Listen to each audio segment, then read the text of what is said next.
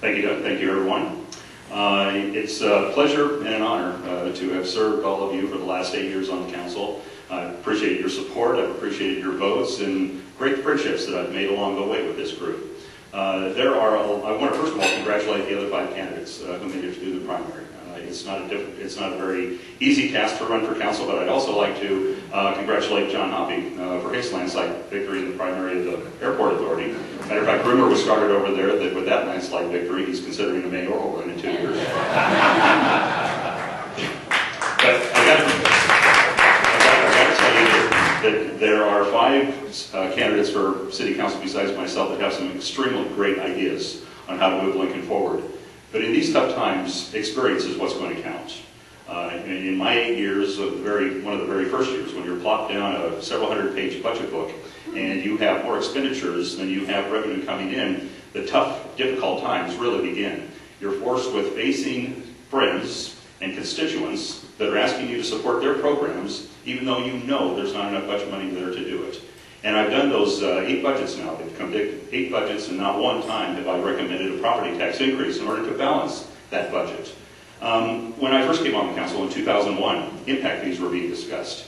I'm proud to say that I voted against impact fees at the time. I didn't think they were the appropriate way to fund our infrastructure, and I still don't think they were the appropriate way. If the vote came to the council today, I'd vote against it, because there is a more fair and equitable way out there to produce the funding necessary to put roads and infrastructure around our new developments throughout the city.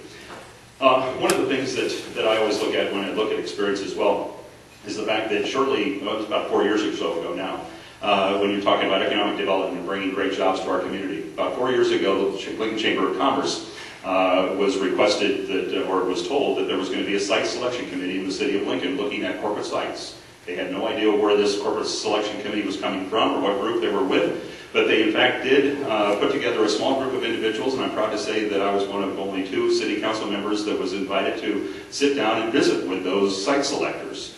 We talked about the great opportunities in our community, the great people that live here, the great assets that we have here. A couple months after that site selection committee left, they made a recommendation to their corporate office that Lincoln was, in fact, chosen. A couple of months later, Verizon was the breaking ground. So I'm proud to say that I participated in that, and that's where true economic development comes from. It's being able to stand up and boastfully talk about the great opportunities within a city.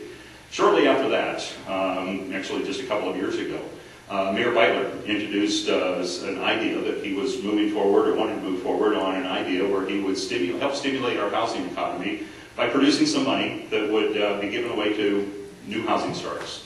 I took that idea when there was getting very little support from the council. I took that idea and I said, you know, that is great, but let's move forward a little bit deeper with that. Let's really provide something that people are going to be able to do something with. And I recommended that we go to $10,000 on that. And after we started moving along a little further on that, we recognized that there was absolutely no council support and the mayor was no longer interested in it. We started getting some stimulus money coming from the federal government, and at that time we kind of backed off on that. But that's where I am when I look at trying to stimulate our economy, new housing starts, because all of you know, as well as I know, the great value that's produced when somebody purchases a home, and then the ripple effect in our economy shortly after that. So I'm running out of time here. I appreciate all the support. I would appreciate your vote on May 5th, and if there's any time left, I'd like to yield that to John Hoppy for mayor.